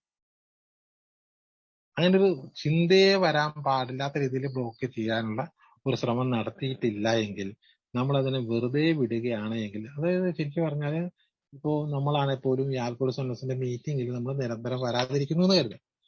അപ്പൊ നിരന്തരം വരാതിരിക്കുന്നു, അല്ലെങ്കിൽ ഇങ്ങനൊരു പരിപാടിയിലൊന്നും പങ്കെടുക്കാതെ കുറെ കാലം കഴിഞ്ഞ് കഴിയുമ്പോൾ സ്വാഭാവികമായിട്ടും ഈ കുടിയിലേക്ക് നയിക്കുന്ന ചിന്തയെ ബ്ലോക്ക് ചെയ്യാൻ നമുക്ക് പറ്റാതെ വരുമ്പോൾ പെട്ടെന്ന് ഒരു സന്ദർഭത്തിൽ ഒരു കല്യാണ പാർട്ടിയിൽ നടക്കുന്ന സമയത്ത് മദ്യം വിളമ്പുന്ന സമയത്ത് നമ്മൾ അവിടെ കയറി നിന്ന് മദ്യപിക്കാനുള്ള സാധ്യത ഉണ്ട്. അതായത് ആ കുടിയിലേക്ക് വന്ന ആ ചിന്തയെ അവിടെ നിന്ന് തടയാനുള്ള ഒരു പ്രാക്ടീസ് നിലവിലില്ല. അപ്പൊ അതുകൊണ്ട് ആണ് അങ്ങനെ സംഭവിക്കുന്നത്. അപ്പൊ നിരന്തരം ഇത് പ്രാക്ടീസ് ചെയ്യുകയാണെങ്കിൽ അനുകൂല സാഹചര്യങ്ങൾ, അതായത് കുടിക്കാനുള്ള പ്രതികൂല സാഹചര്യങ്ങൾ ഇല്ലെങ്കിൽ തന്നെയും അയാൾ കുടിയിലേക്ക് വീണ്ടും മടങ്ങി പോകാൻ സാധ്യതയുണ്ട്. അവിടെ ബ്ലോക്ക് ചെയ്യാൻ നമുക്ക് കഴിയണം. അതുകൊണ്ട് ഞങ്ങൾ ആവർത്തിക്കുന്നു, സുബോധ ജീവിതം ഞങ്ങൾ കരുതിയതുപോലെ കഠിനവും രസം കൊല്ലിയുമായ അനുഭവമല്ലായിരുന്നു. ഇതൊരു കഠിനമായ അനുഭവമൊന്നുമല്ല, ഇതൊരു രസമില്ലാത്തൊരു അനുഭവമല്ലേ. കുടിക്കാതിരിക്കുക എന്ന് പറയുന്നത് ഏറ്റവും ബോറൻ ഏർപ്പാടൊന്നല്ല. അതുകൊണ്ട് ബോധത്തോടു കൂടി നിന്ന് നമ്മൾ എല്ലാം കാണുകയും കേൾക്കുകയും ചെയ്യുന്നു. നമുക്ക് പ്രധാനമായിട്ടും 2:6 റെസ്പോൺസിബിലിറ്റി. നമുക്ക് ഉത്തരവാദിത്തങ്ങൾ, നമ്മളൊരു ജോലിക്കാരൻ എന്ന നിലയിൽ ജോലി ചെയ്യുന്ന സ്ഥാപനത്തോടും ആ ജോലിയോടും കുറെ റെസ്പോൺസിബിലിറ്റി ഉണ്ട്. നമ്മളൊരു കുടുംബനാഥനായിരിക്കുമ്പോൾ ആ കുടുംബത്തോടും റെസ്പോൺസിബിലിറ്റി ഉണ്ട്. നമ്മളൊരു സൗഹൃദ സദസ്സിലെ ഒരു അംഗമായിരിക്കുന്ന സമയത്ത് അവരോട് റെസ്പോൺസിബിലിറ്റി ഉണ്ട്. നാട്ടുകാരോടും അയൽവാസികളോടും കുടുംബക്കാരോടും ഒക്കെ റെസ്പോൺസിബിലിറ്റി ഉണ്ട്. അപ്പൊ നമ്മളുടെ റെസ്പോൺസിബിലിറ്റി, ഉത്തരവാദിത്തങ്ങളെ നമുക്ക് ശരിയായ രീതിയിൽ ശരിയായ സമയത്ത് ശരിയായ ഉപയോഗിക്കണമെങ്കിൽ നമുക്ക് എന്താ പറയാ സുബോധം ആവശ്യമാണ്. അപ്പോ അത് പലപ്പോഴും നമ്മൾ കുടിക്കുന്ന സമയത്ത് നമ്മൾ അത് എന്താ പറയാ അങ്ങനെ ആസ്വദിച്ചിട്ടില്ല. അപ്പൊ അങ്ങനെ വേറെ തരത്തിലാണ് നമ്മൾ ആസ്വദിച്ചിട്ടുള്ളത്. അപ്പൊ നമ്മൾ വിചാരിക്കുന്നത് ഈ എല്ലാം കാണുകയും കേൾക്കുകയും പ്രശ്നങ്ങൾ നേരിടുകയും ചെയ്യുന്ന സമയത്ത് നമുക്ക് ഭയങ്കര ബോറായിരിക്കണം. പക്ഷേ ആൽക്കഹോളിക്സ് അനോണിമസ് പറയുന്നു, ഒരിക്കലും രസം കൊല്ലിയായിട്ടുള്ള ഇൻട്രസ്റ്റ് ഇല്ലാത്ത ഒരു സംഗതിയേ അല്ല ഈ കുടിക്കാതിരിക്കുക എന്ന് പറയുന്നത്. ഏറ്റവും രസകരമായ ഒരു അനുഭൂതിയാണ് കുടിക്കാതിരിക്കുക എന്നുള്ളത്. അതിന് ചില കാര്യങ്ങൾ ചെയ്താൽ മതി. കുടിച്ചിരുന്ന കാലയളവിൽ മദ്യമില്ലാത്ത ജീവിതം ഒരു ജീവിതമേ അല്ല എന്ന് ഞങ്ങൾക്ക് തോന്നി. എന്തിനെങ്ങനെ കുടിക്കാതിരിക്കണം? ഏതായാലും മരിക്കും, പിന്നെ കുടിച്ചിട്ട് മരിച്ചു. പിന്നെ ഈ പൈസ ഞാൻ മെനക്കെട്ട് അധ്വാനിച്ച് ഉണ്ടാക്കുന്നുണ്ട്. അതിപ്പോ ആർക്ക് ഏതായാലും ഇപ്പൊ ഞാനിപ്പോ അധ്വാനിച്ച് ഉണ്ടാക്കി വെച്ചാൽ അത് വേറെ ആരെങ്കിലും എടുത്ത് ഉപയോഗിക്കുക എന്നുള്ളതല്ലാതെ നമുക്ക് കിട്ടും. അതുകൊണ്ട് ഞാനും അധ്വാനിക്കുന്നു, ഞാൻ എന്റെ കുടിക്കുന്നു. അപ്പോ അല്ലാതെ എന്ത് ജീവിതം, ലൈഫ് ബോറ്, കുടിക്കാതിരിക്കുന്ന. അപ്പൊ മെനക്കെട്ട് കഷ്ടപ്പെട്ട് കുടിക്കാതിരിക്കുന്നതൊക്കെ ബോറായിട്ടാണ്. അപ്പൊ ബലം പിടിച്ച് കഷ്ടപ്പെട്ട് അല്ല കുടിക്കാതിരിക്കുന്നത്. കുടിക്കാതിരിക്കുന്നതിന്റെ ആനന്ദം അനുഭവിക്കാൻ കഴിയണം. കുടിക്കാതിരിക്കുന്നതിന്റെ ആനന്ദം അനുഭവിക്കുന്ന ഒരവസ്ഥ ഉണ്ടെങ്കിൽ നമുക്ക് രസം കൊല്ലിയല്ലാത്ത കലകൾ അല്ലാതെ നമുക്ക് ജീവിക്കാൻ പറ്റില്ല എന്നാണ് വിചാരിച്ചിരുന്നത്. കുടിച്ചിരുന്ന കാലയളവിൽ മദ്യമില്ലാത്ത ജീവിതം ഒരു ജീവിതമേ അല്ല എന്ന് ഞങ്ങൾക്ക് തോന്നി. പക്ഷേ എയിലെ ഏകദേശം എല്ലാ അംഗങ്ങൾക്കും സുബോധ ജീവിതമാണ് യഥാർത്ഥ ജീവിതം. ഇതിന്റെ അകത്ത് കൂടെ സഞ്ചരിക്കുമ്പോഴാണ് നമുക്ക് മനസ്സിലാവുന്നത്, ശരിക്കും ഇതല്ലേ ലൈഫ്, ഇതാണ് ലൈഫ്. നമ്മുടെ മുന്നിലുള്ള എല്ലാം നമ്മൾ കാണുന്നുണ്ട്. നമ്മളുടെ പഞ്ചേന്ദ്രിയങ്ങൾ തുറന്നിരിക്കുകയാണ്. എല്ലാം കാണുന്നുണ്ട്, എല്ലാം കേൾക്കുന്നുണ്ട്, എല്ലാം മണക്കുന്നുണ്ട്, എല്ലാം രുചിക്കുന്നുണ്ട്. എല്ലാ രുചികളും നമുക്കറിയാം, എല്ലാ മണവും നമുക്കറിയാം, എല്ലാ ശബ്ദങ്ങളും നമ്മൾ കേൾക്കുന്നു, എല്ലാം നമ്മൾ സ്പർശിക്കുന്നുണ്ട്. അപ്പോ പഞ്ചേന്ദ്രിയങ്ങൾ അതിന്റെ എല്ലാ പ്രവർത്തനങ്ങളും വളരെ കാര്യക്ഷമമായി നടക്കുന്നു. അതുകൊണ്ട് തന്നെ അതാണ് യഥാർത്ഥത്തിലുള്ള ജീവിതം. അതേസമയം കുടിച്ച് പൂസായി കഴിഞ്ഞാല് നമ്മുടെ ലക്ക് കിട്ടി കഴിഞ്ഞാൽ നമ്മുടെ ഏത് ഇന്ദ്രിയമാണ് പ്രവർത്തിക്കുക? കണ്ണ് ശരിക്കും പ്രവർത്തിക്കോ? ചെവി ശരിക്കും പ്രവർത്തിക്കോ? രുചി ശരിക്കും പ്രവർത്തിക്കോ? മണം ശരിക്കും പ്രവർത്തിക്കോ? ഒരു സാധനവും നമ്മുടെ പ്രവർത്തിക്കുന്നില്ല. അപ്പൊ നമ്മളുടെ പുറം ലോകവുമായിട്ടുള്ള നമ്മളുടെ എല്ലാ കണക്ഷൻസും നമ്മൾ ഒഴിവാക്കിയിട്ട് ഈ കുടിക്കുമ്പോൾ പോകുന്നുണ്ട്. അപ്പൊ യഥാർത്ഥമല്ലത്. എന്നിട്ട് അവിടെയാണ് നമ്മൾ ഇതിന്റെ രസമുണ്ടെന്ന് പറയുന്നത്. അവിടെ യാഥാർത്ഥ്യമായിട്ട് വന്നത്. അപ്പൊ യഥാർത്ഥത്തിലുള്ള ജീവിതം ആസ്വാദ്യകരമാണ്. ആ, അതിനെ അതിൻ്റെതായ രീതിയിൽ നോക്കിക്കാണാനും അതിൻ്റെതായ രീതിയിൽ പരിഗണിക്കാനും ഒക്കെ നമുക്ക് സാധിക്കുമെങ്കിൽ മാത്രമേ അത് രസകരമായി മാറൂ. അല്ലെങ്കിൽ ബോറാണ്. ആഗോള സെനോസ് പറയുന്നത് അതിൻ്റെതായ രീതിയിൽ അതിന്റെ യാഥാർത്ഥ്യത്തോടു കൂടി ഈ കാര്യങ്ങളെ നോക്കിക്കാണാനുള്ള ഒരു കഴിവ് നമുക്ക് ഉണ്ടാക്കിയെടുത്താൽ മാത്രമാണ് നമുക്ക് വളരെ രസകരമായിട്ട് പോകാൻ കഴിയും. എന്നോ നമുക്ക് ഇതിനകത്ത് വരേണ്ടതായിരുന്നു എന്നുള്ള ഒരു ചിന്ത നമുക്കുണ്ടാവുക. അത് സന്തുഷ്ടകരമായ ഒരു അനുഭവമാണ് കുടിക്കാതിരിക്കുക എന്നുള്ളത്. കുടി ഞങ്ങൾക്കുണ്ടാക്കിയ പ്രശ്നങ്ങളുമായി താരതമ്യപ്പെടുത്തുമ്പോൾ ഞങ്ങൾ അതാണ് കൂടുതൽ ഇഷ്ടപ്പെടുന്നത്. ഈ സന്തുഷ്ടകരമായ ഈ ജീവിതമാണ് നമ്മൾ എങ്ങനെ ഇഷ്ടപ്പെടാൻ കാരണം. ഏല് വന്ന് കുറേ ദിവസം കഴിയുമ്പോൾ നമ്മളൊന്ന് താരതമ്യം ചെയ്ത് നോക്കുക. പണ്ട് കുടിച്ചിരുന്ന കാലയളവിലെ നമ്മളുടെ ജീവിതവും കുടി നിർത്തിയതിനു ശേഷമുള്ള നമ്മുടെ ജീവിതവും നമ്മൾ ഷെയറിംഗ് മീറ്റിംഗിൽ സ്ഥിരമായി നമ്മൾ താരതമ്യം ചെയ്യാറുണ്ട്. അങ്ങനെ താരതമ്യം ചെയ്യുമ്പോൾ ചിലർക്ക് തോന്നും ഇതിനേക്കാൾ നല്ലത് ആ കുടിക്കായിരുന്നു. ചിലർക്ക് തോന്നും കുടിക്കാതിരിക്കുന്ന ഈ കാലയളവാണ് ഏറ്റവും നല്ലത്. അങ്ങനെയുള്ള ആൾക്കാർ കുടിക്കാതെ രക്ഷപ്പെട്ടു പോകും. മറ്റുള്ള ആൾക്കാർ പിന്നെയും കുടിയിലേക്ക് പോകും. അപ്പോ ഇതിന്റെ അകത്ത് ഞാൻ പറഞ്ഞ സന്തുഷ്ടകരമായ ജീവിതമാണ് ഇതെന്ന് നമ്മൾ തിരിച്ചറിയും. മറ്റൊരു കാര്യം കൂടി, ആർക്കും കുടി നിർത്താം. ഞങ്ങളത് നിരവധി തവണ ചെയ്തിട്ടുമുണ്ട്. ഏതൊരു സാഹിത്യകാരനാണ്, വില്യം ഷേക്സ്പിയർ ആണോ എന്നറിയില്ല, പറഞ്ഞിട്ടുണ്ട്, it is easy to stop smoking. പുകവലി നിർത്തുക എന്നുള്ളത് വളരെ എളുപ്പമാണ്. ഞാനത് എത്രയോ തവണ നിർത്തിയിട്ടുണ്ട്. എത്രയോ പ്രാവശ്യം ഞാനത് നിർത്തിയിട്ട് വളരെ എളുപ്പമാണ്. അതുപോലെ തന്നെ കുടിയുടെ കാര്യവും പറയുന്നുണ്ട്. അത് കുടി നിർത്തുക എന്നുള്ളത് വളരെ എളുപ്പമാണ്. കാരണം ഞാൻ എത്രയോ തവണ കുടി നിർത്തിയിട്ടുണ്ട്. എന്നാൽ ശരിക്കും വേണ്ടത് ആ കുടി അന്ന് നിർത്തിയിട്ടുണ്ടെങ്കിൽ കുടി നിർത്തിവെച്ചു. പിന്നെ നമ്മൾ ഏതൊക്കെയോ നോമ്പ് നോറ്റപ്പോഴോ അല്ലെങ്കിൽ ഏതെങ്കിലും മരണം സംഭവിച്ചപ്പോഴോ അല്ലെങ്കിൽ ഏതെങ്കിലും ഒരു പ്രത്യേക സാഹചര്യത്തിലോ രോഗം വന്നപ്പോഴോ ഒക്കെ കുടിക്കാതെ ഇരുന്നിട്ടുണ്ട് നമ്മൾ. അല്ലെങ്കിൽ ഏതെങ്കിലും ഒരു പുസ്തകത്തിന്റെ മുകളിലൊക്കെ കുടിക്കാതെ ഇരുന്നിട്ടുണ്ട്. പക്ഷെ അന്നേരമൊക്കെ കുടിക്കാതിരുന്നു എന്നുള്ളതല്ലാതെ നമുക്ക് സുബോധം ഉണ്ടായിരുന്നില്ല എന്നുള്ളതാണ്. ബോധത്തെ കറക്റ്റ് ചെയ്തിരുന്നില്ല എന്നുള്ളത്. കാരണം കുടിക്കാതിരിക്കുന്നത് എന്തോ ഒരു ത്യാഗം ചെയ്യുന്നത് പോലെ ഒരു മനോഭാവത്തോടു കൂടിയാണ് അത് കുടിക്കാതെ ഇരുന്നിട്ടുള്ളത്. അപ്പൊ അതുകൊണ്ട് ശരിക്കും വേണ്ടത് ഈ ആ കുടിയിൽ നിന്ന് മാറി നിൽക്കുന്നതോടൊപ്പം തന്നെ സുബോധത്തെ നിലനിർത്തുകയും ജീവിക്കുകയും ചെയ്യുക എന്നുള്ളതാണ്. അതാണ് ഈ ചെറുഗ്രന്ഥത്തിന്റെ പ്രമേയം. എങ്ങനെയാണ് നമുക്ക് സുബോധം നിലനിർത്താൻ കഴിയുക എന്നുള്ളതാണ്. ഇതിന്റെ തൊട്ട് മുമ്പുള്ള പേജില് ഈ ശീർഷകത്തെ പറ്റി പറയുന്ന ഒരു ഭാഗം കൂടിയുണ്ട്. അതിൻ്റെ അകത്ത് പറയുന്നുണ്ട്, മദ്യമുക്തരായിരിക്കുക എന്ന വാക്കുകൾ സുബോധവാനായി ജീവിക്കുക എന്നല്ലെങ്കിൽ പോലും ആദ്യം കേട്ടപ്പോ തന്നെ ഞങ്ങളെ ശുണ്ഠി പിടിപ്പിച്ചു. ഞാൻ ആദ്യം പറഞ്ഞൊരു കാര്യമുണ്ട്, മദ്യപിക്കാതിരിക്കുക എന്ന വാക്കിന്റെ അർത്ഥം സുബോധവാനായിരിക്കുക എന്നുള്ളതല്ല. മദ്യപിക്കാതിരിക്കുക എന്ന് പറഞ്ഞാൽ അയാൾ മദ്യപിക്കുന്നില്ല, പക്ഷെ അയാൾക്ക് സുബോധം ഉണ്ടായിക്കൊള്ളുന്നില്ല. സുബോധത്തിന്റെ ഇൻഡിക്കേറ്റർ ഞാൻ നേരത്തെ പറഞ്ഞു. ശരിയായ ചിന്ത, ശരിയായ മനോഭാവം, ശരിയായ കാഴ്ചപ്പാട്, ശരിയായ പ്രവൃത്തി ഒക്കെ ഉള്ള ഒരു അവസ്ഥയാണ് സുബോധത്തിലുള്ളൊരവസ്ഥ. ഇപ്പൊ കുടിക്കാതിരിക്കുന്ന ഒരാൾക്ക് ഇപ്പോഴും ഈ സുബോധം ഉണ്ടായിക്കൊള്ളുന്നില്ല. ഇപ്പൊ മദ്യമുക്തരായിരിക്കുക എന്ന വാക്കുകൾ സുബോധവാനായി ജീവിക്കുക എന്നല്ല എങ്കിൽ പോലും അത് കേട്ടപ്പോ തന്നെ ഞങ്ങളെ ശുണ്ഠി പിടിപ്പിച്ചു. ഞങ്ങൾ ധാരാളമായി മദ്യപിച്ചിരുന്നെങ്കിലും ഞങ്ങളിൽ അധികം പേരും സ്വയം മദ്യപാനിയായി പരിഗണിച്ചിരുന്നില്ല. നമ്മളൊരു മദ്യപാനിയോ മദ്യപാന രോഗിയോ ആണ് എന്നൊരിക്കലും നമ്മൾ പരിഗണിച്ചിട്ടിരുന്നില്ല. ഒരു മദ്യപാനിയുടെ അവസ്ഥയിൽ ഞങ്ങളെ ആരും കണ്ടിട്ടില്ല എന്ന് ഞങ്ങൾക്ക് ഉറപ്പുണ്ട്. നമുക്ക് അറിയാവുന്ന ഒരു മദ്യപാനി ഉണ്ടല്ലോ, എപ്പോഴും കുടിച്ചിട്ട് വീട്ടിൽ പോയി അലമ്പുണ്ടാക്കുന്ന, കുടിച്ചിട്ട് റോട്ടിൽ ആടി നടക്കുന്ന, കുടിച്ചിട്ട് വീട്ടിൽ കച്ചറ ഉണ്ടാക്കുന്ന, അങ്ങാടിയിലൊക്കെ കച്ചറ ഉണ്ടാക്കുന്ന, കുടിച്ച് പൈസന്റെ കണക്കില്ലാതെ പോകുന്ന, കുടിച്ചിട്ട് വണ്ടി ഓടിക്കാൻ പറ്റാത്ത അവസ്ഥയിൽ, അങ്ങനെയുള്ള ഒരുപാട് ആൾക്കാരെ നമ്മൾ കണ്ടിട്ടുണ്ട്.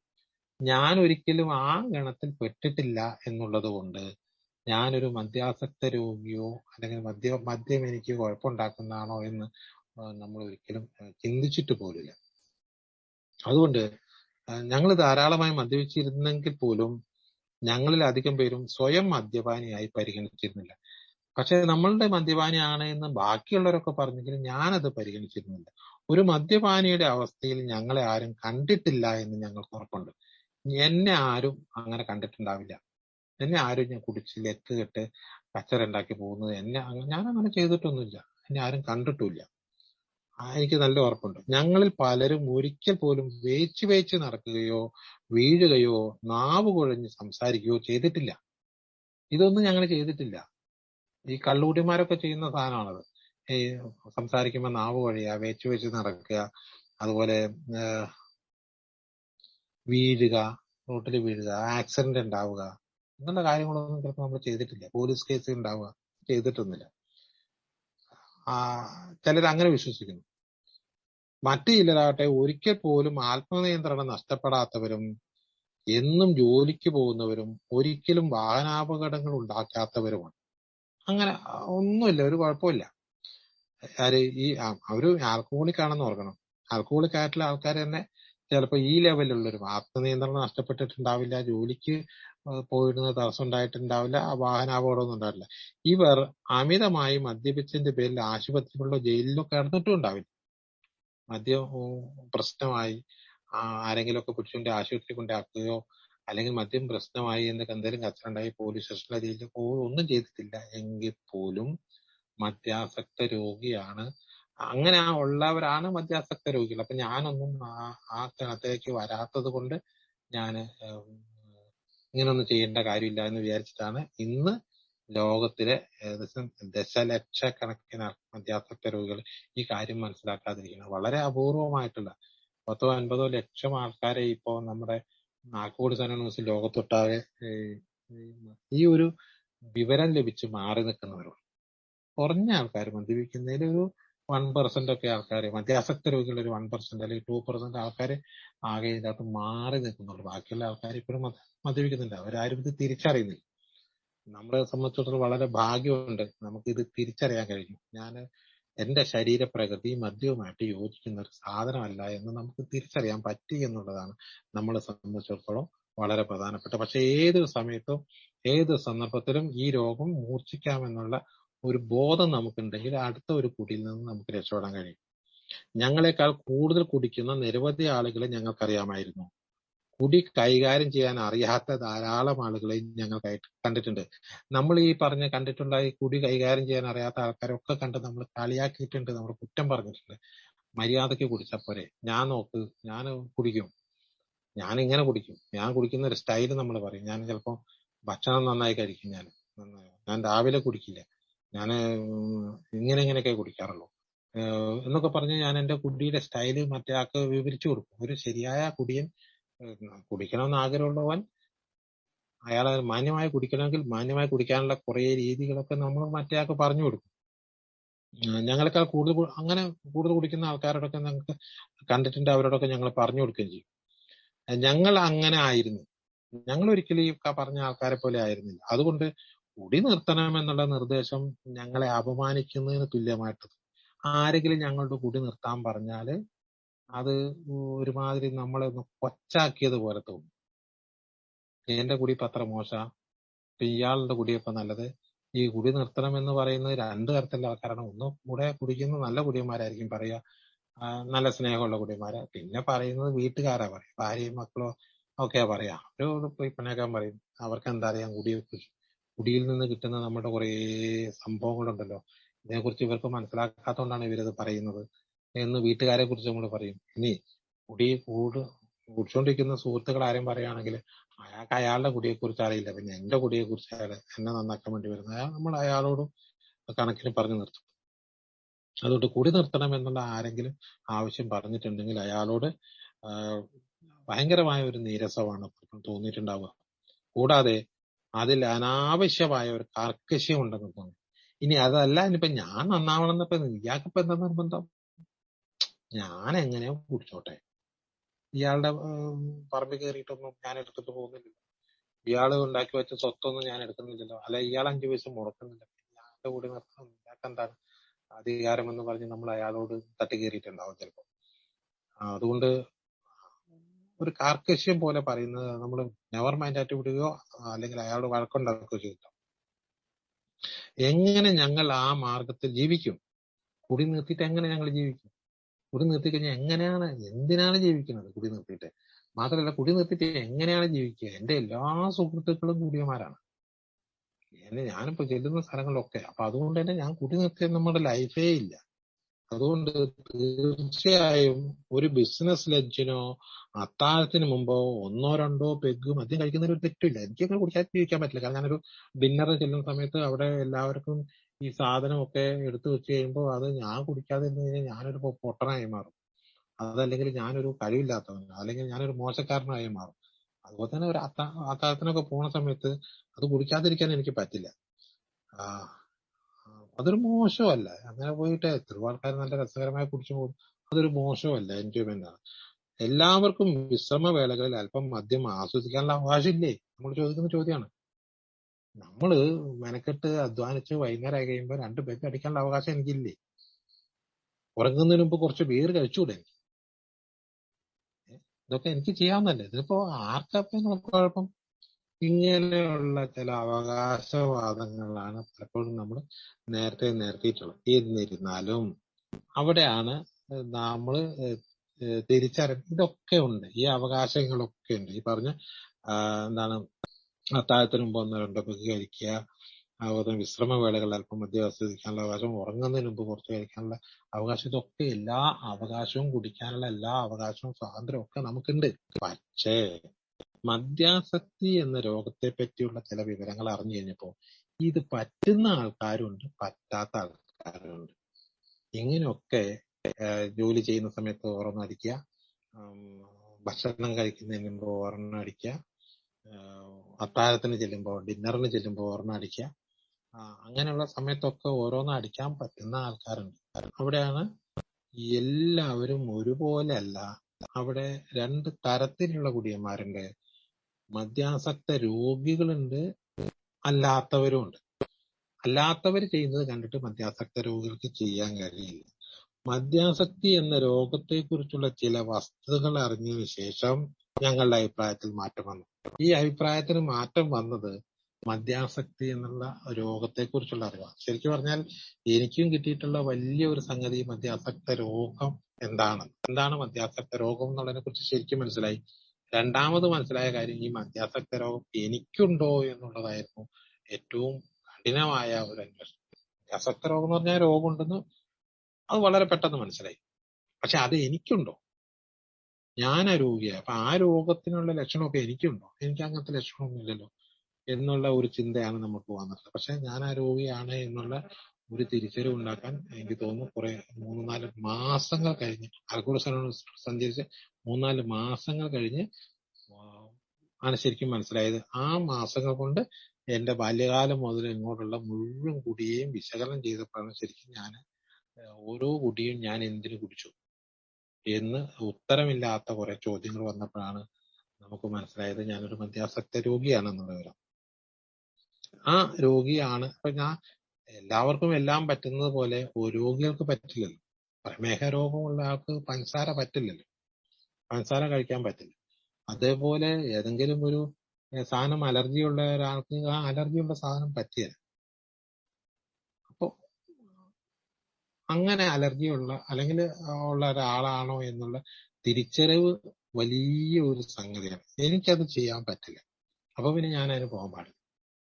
എനിക്ക് മദ്യാസക്ത രോഗമുണ്ട്, അതുകൊണ്ട് ഞാൻ മദ്യം തൊടാൻ പാടില്ല എന്ന ഒരു തിരിച്ചറിവ്. മദ്യാസക്തി എന്ന രോഗത്തെക്കുറിച്ചുള്ള ചില വസ്തുതകൾ അറിഞ്ഞതിന് ശേഷം ഞങ്ങളുടെ അഭിപ്രായത്തിൽ മാറ്റം വന്നു. ദശലക്ഷക്കണക്കിന് ആൾക്കാർ മദ്യാസക്തി എന്ന രോഗത്താൽ ബാധിതരാണെന്ന വ്യക്തമായ യാഥാർത്ഥ്യത്തിന് നേർക്ക് ഞങ്ങളുടെ കണ്ണുകൾ തുറക്കപ്പെട്ടു. അവിടെയാണ് നമ്മൾ ഇപ്പൊ തിരിച്ചറിയുന്നത് ഈ ദശലക്ഷക്കണക്കിന് ആൾക്കാർ ഈ രോഗത്തിന് അടിമയാണ്. ഒരുപക്ഷെ നമുക്കറിയാം, നമ്മളുടെ കേരളത്തിലെ സർക്കാരും ഓരോ സംസ്ഥാന സർക്കാരും ഒക്കെ നിലനിന്ന് പോകുന്നത് ഈ രോഗമുള്ളതുകൊണ്ടാണ്. ഇപ്പൊ കോവിഡ് വന്നപ്പോ അതിനൊക്കെ ഭയങ്കര ചികിത്സ നടക്കുന്നുണ്ട്. പക്ഷെ ഏറ്റവും കൂടുതൽ ആൾക്കാർ മരിക്കുന്ന ഈ മദ്യാസക്ത രോഗത്തെ പ്രോത്സാഹിപ്പിക്കുകയാണ് യഥാർത്ഥത്തിൽ ചെയ്യുന്നത് നയം കൊണ്ടെന്നുള്ളതാണ് നമ്മളൊന്ന് തിരിച്ചറിയേണ്ടത്. കാരണം അവരുടെ ലക്ഷ്യം വെക്കുന്നത് മുഴുവനും മദ്യാസക്ത രോഗികളെയാണ്. എന്തായാലും കുടിച്ചോളും. ഇനിയിപ്പോ എത്ര വില കൂട്ടിയാലും കുടിച്ചോളും, എങ്ങനെ ആയാലും കുടിച്ചുകൊള്ളും എന്നുള്ള ഒരു വിശ്വാസം ഉള്ളത് കൊണ്ട്. കാരണം വിശ്വാസം വരാൻ കാരണം എന്താണ്? ഇവര് രോഗികളാണ്, ഇവർക്ക് ഇത് കിട്ടിയേ പറ്റും. അപ്പോ അങ്ങനെ ഉള്ള ആൾക്കാര്, ദശലക്ഷക്കണക്കിനുള്ള ആൾക്കാരില് ഉണ്ട് എന്നുള്ള മദ്യാസക്ത രോഗത്താൽ ബാധിതരാണെന്ന് വ്യക്തമായ യാഥാർത്ഥ്യം ഞങ്ങളുടെ കണ്ണുകൾ തുറക്കപ്പെട്ടു. ഇപ്പൊ നമുക്കറിയാം, ഇത്രയും കഷ്ടപ്പെട്ട് ബിവറേജിന്റെ മുമ്പിൽ ക്യൂ നിൽക്കുന്ന 99% ആൾക്കാരും എന്താ പറയാ, ഏത് ലോക്ക്ഡൌൺ സമയത്തും ക്യൂ നിൽക്കുന്ന ആൾക്കാർ രോഗികളാണ്, സംശയമില്ല. അവർക്ക് അത് കിട്ടിയില്ലെങ്കിൽ ശരിയാവില്ല. കിട്ടണമെന്ന് അവർ ആഗ്രഹിച്ചു കഴിഞ്ഞാൽ കിട്ടിയില്ലെങ്കിൽ ശരിയാവില്ല. അല്ലെങ്കിൽ ഇന്നിപ്പോ വാറടവാണ്, അല്ലെങ്കിൽ സാധനമില്ല, എന്നാ പിന്നെ വേണ്ട, നാളെ ആയിക്കോട്ടെ, ഇന്ന് ബിരിയാണി കഴിക്കണമെന്ന് നമ്മൾ വിചാരിച്ചു. അപ്പൊ നോക്കുമ്പോ ഒരു കടയും തുറന്നിട്ടില്ല. ഓക്കെ, നാളെ ആക്കാം എന്ന് പറഞ്ഞ് നമ്മൾ പിരിയും. പക്ഷെ ഫോൺ അടിക്കണമെന്ന് തീരുമാനിച്ചു കഴിഞ്ഞാൽ എന്നാ ശരി നാളെ ആക്കാമെന്ന് തീരുമാനിക്കില്ല. എവിടെയാണോ കിട്ടുക അവിടം വരെ പോകും. വേറെ ഏത് സാധനം കഴിക്കണമെന്ന് തോന്നിയാല് ലഭ്യമല്ലെങ്കിൽ നമ്മൾ വേണ്ടെന്ന് വെക്കും. പക്ഷെ ഈ മദ്യം കഴിക്കണമെന്ന് തോന്നിക്കഴിഞ്ഞാൽ നമുക്ക് അത് അവിടെ കിട്ടിയില്ലെങ്കിൽ അടുത്ത സ്ഥലത്ത് എത്ര ദൂരം വണ്ടി ഓടിക്കാമെന്ന് നമുക്ക് അത് വണ്ടി എത്ര രൂപ മുടക്കണം. ബ്ലാക്കില് എനിക്കറിയാം, ലോക്ക്ഡൌൺ തുടങ്ങിയ സമയത്ത് ഒരു കുപ്പി മദ്യം വാങ്ങിയത് 2500 രൂപയ്ക്കും 3000 രൂപയ്ക്കും വാങ്ങിയ ആൾക്കാരുണ്ട്. കാരണം മദ്യപിക്കണം തോന്നിക്കഴിഞ്ഞാൽ അത് എത്രയോ ദൂരം പുഴയൊക്കെ നീന്തി കടന്ന് അക്കരെ പോയി. എന്റെ ഒരു സുഹൃത്ത് നീന്തി കടന്ന് അക്കരെ പോയി ഒരു കുപ്പി 3000 രൂപയ്ക്ക് വാങ്ങി പുഴ നീന്തി കടന്ന് ഇക്കരയ്ക്ക് വന്ന ഒരാളുണ്ട്, ഒരു കുപ്പി സാധനത്തിന് വേണ്ടിയിട്ട്. അപ്പൊ എന്താണ് അയാൾക്ക് അങ്ങനെ പോകാനുള്ള കാരണം വെച്ചാൽ, എന്തുകൊണ്ട് അയാൾക്ക് നാളെ ആക്കിക്കൂടാ? അതല്ലെങ്കിൽ ലോക്ക്ഡൌൺ ഒക്കെ കഴിഞ്ഞിട്ട് എല്ലായിടത്തും വിൽപ്പനയൊക്കെ തുടങ്ങുമ്പോൾ എനിക്ക് കഴിച്ചാൽ മതി എന്ന് തീരുമാനിക്കാത്ത എന്താ? അയാൾക്ക് അത് ഇപ്പൊ കിട്ടിയേ പറ്റുള്ളൂ. ഒരു അവസ്ഥയാണല്ലോ രോഗം എന്ന് പറയുന്നത്. അതൊക്കെ കൺട്രോൾ ചെയ്യാൻ കഴിയുന്നില്ല. അപ്പൊ അത്തരത്തിലുള്ള ദശലക്ഷക്കണക്കിന് ആൾക്കാരുണ്ട് എന്നുള്ള ഒരു ബോധം നമുക്ക് ഇപ്പോ ഈ ആൽക്കഹോളിസം അനോണിമസിന്റെ ഉള്ളിലിരിക്കുന്നവർക്കൊക്കെ മനസ്സിലാവുന്നുണ്ടാവും. എത്രയോ ആൾക്കാര് ഈ രോഗം മൂലം കഷ്ടപ്പെടുന്നു. ആ ആൾക്കാര് കഷ്ടപ്പെടുന്നതോടൊപ്പം തന്നെ അവരുടെ ഭാര്യമാരും അവരുടെ മക്കളും അവരുടെ അച്ഛനും അവരുടെ അമ്മയും അവരുടെ സഹോദരങ്ങളും അവരുടെ കുടുംബം അടക്കമുള്ള ഒരു 10-15 പേരും കഷ്ടപ്പെടുന്നു. ഒരു മദ്യാസക്ത രോഗിയുടെ 15ഓളം അടങ്ങുന്ന കുടുംബ ബന്ധങ്ങളെ ആൾക്കാർ മുഴുവനും നമ്മളുടെ അല്ലെങ്കിൽ ഈ മദ്യാസക്തന്റെ കുടി മൂലം കഷ്ടപ്പെടുന്നു. അപ്പൊ ശരിക്കും പറഞ്ഞാൽ ലോകത്ത് ഈ മദ്യാസക്ത രോഗം മൂലം ദുരിതം അനുഭവിക്കുന്ന ആൾക്കാര് മദ്യാസക്ത രോഗികളിൽ ഇന്ത്യ ഏകദേശം 15ആണ്. അപ്പൊ അത്രയും ആൾക്കാർ ഈ ലോകത്ത് മദ്യാസക്ത രോഗം മൂലം ദുരിതം അനുഭവിക്കുന്നുണ്ടെന്നുള്ള ഒരു യാഥാർത്ഥ്യം നമ്മളുടെ മുന്നിലേക്ക് വരുന്നത് ഇപ്പോഴാണ്. മറ്റേത് അങ്ങനെ നമ്മളത് ചിന്തിക്കുക പോലും ചെയ്യാത്ത കാര്യമാണ്. അപ്പൊ നമ്മൾ അതിനെക്കുറിച്ച് കണ്ണുകൾ തുറക്കപ്പെട്ടു. വൈദ്യശാസ്ത്രം അതിന്റെ കാരണം വിശദീകരിക്കുന്നില്ലെങ്കിലും ഈ രോഗത്തെപ്പറ്റി പഠിച്ച വിദഗ്ധർ ഏതളവിലുള്ള മദ്യപാനവും മദ്യാസക്തനെ കുഴപ്പങ്ങളിലേക്കോ പ്രശ്നക്കാരനായ മദ്യപാനി എന്ന അവസ്ഥയിലേക്കോ നയിക്കുമെന്ന് നമുക്ക് മുന്നറിയിപ്പ് തരുന്നു. എന്തുകൊണ്ടാണ് ഇങ്ങനെ അയാള് ഒരു മദ്യാസക്തൻ വീണ്ടും വീണ്ടും മദ്യപിക്കുന്നത് എന്നുള്ള വൈദ്യശാസ്ത്രത്തിന് വലിയ ധാരണയൊന്നുമില്ല, വൈദ്യശാസ്ത്രം പറയുന്നുമില്ല. പക്ഷേ നമ്മളെ പോലെയുള്ള, നമ്മൾ ആൽക്കഹോളിസം അനോണിമസിലെ പോലെയുള്ള അതിനെക്കുറിച്ച് ആദ്യം മുതലേ പറയുന്ന ആൾക്കാർ, ഇതിന്റെ ഫൗണ്ടർമാരായിട്ടുള്ള ആൾക്കാരൊക്കെ തന്നെ വിദഗ്ധരായിട്ടുള്ള ആൾക്കാർ പറയുന്നുണ്ട്, ഒരു മദ്യാസക്ത രോഗിക്ക് ഏതളവിലുള്ള മദ്യപാനവും മദ്യാസക്തനെ കുഴപ്പങ്ങളിലേക്കോ അല്ലെങ്കിൽ പ്രശ്നക്കാരനായ മദ്യപാനി എന്ന അവസ്ഥയിലേക്കോ നയിക്കുന്നുണ്ട്. അതുകൊണ്ട് അത് എനിക്കിപ്പോ എങ്ങനെ തോന്നുന്നു വെച്ചാൽ എന്റെ അനുഭവം വളരെ കറക്റ്റാണ്. എന്റെ അനുഭവം എടുത്തു നോക്കിയാല് കുടിക്കാതിരിക്കാൻ നമുക്ക് പറ്റും. പക്ഷെ ഒന്ന് കുടിച്ചു കഴിഞ്ഞാൽ, ഒരു പെഗ് തൊട്ട് കഴിഞ്ഞാൽ നമുക്ക് നിൽക്കാൻ കഴിയില്ല. അതുകൊണ്ടാണ് ഞാൻ ഓർക്കുന്നുണ്ട് മുമ്പൊക്കെ ഒരു പൈന്റ് പൊട്ടിച്ച് 3 പേര് കഴിക്കാൻ ഒന്നിച്ചിരിക്കുകയാണെങ്കിൽ ഞാൻ വേണ്ടാന്ന് പറയും. കാരണം പൈന്റിൽ 2 പെഗ് കഴിക്കാനുണ്ടാവും. ഈ 2 പെഗ് കഴിച്ചുകൊണ്ട് നമുക്ക് നിൽക്കാൻ കഴിയില്ല. അല്ല അടുത്ത എവിടേക്കെങ്കിലും പോകേണ്ടി വരും. അപ്പോ ഒരു എന്താ പറയാ, ഒരെണ്ണം കഴിച്ച് വീട്ടിൽ പോകും. മറ്റൊക്കെ 2 പേർക്കും ഈ 2 പെഗ് കഴിച്ച് അവര് വീട്ടിൽ പോകും. പക്ഷെ നമുക്ക് ഈ 2 പെഗ് കഴിച്ച് വീട്ടിൽ പോകാൻ പറ്റില്ല. ഈ 2 പെഗ് കഴിച്ച് കഴിഞ്ഞാൽ നമുക്ക് വീണ്ടും കഴിക്കാൻ പോകണം. അപ്പോ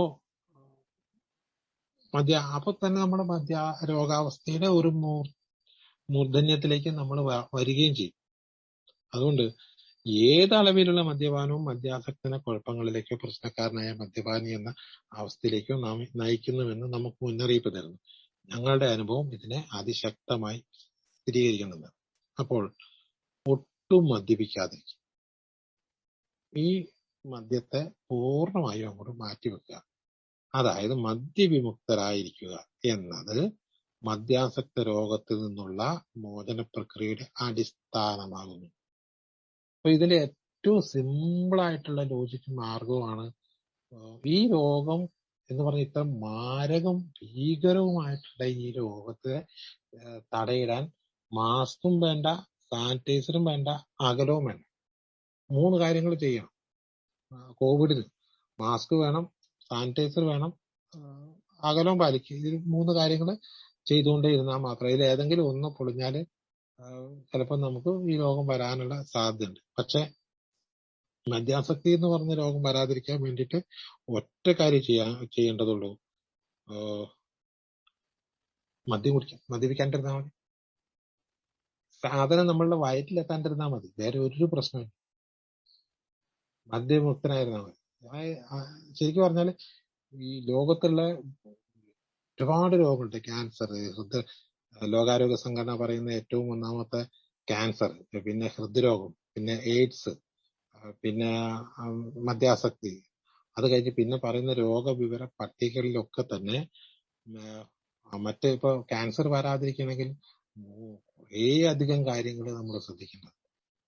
അതുപോലെ ഹൃദ്രോഗം വരാതിരിക്കണമെങ്കിൽ നമുക്ക് കുറേ കാര്യങ്ങൾ ശ്രദ്ധിക്കേണ്ടതുണ്ട്.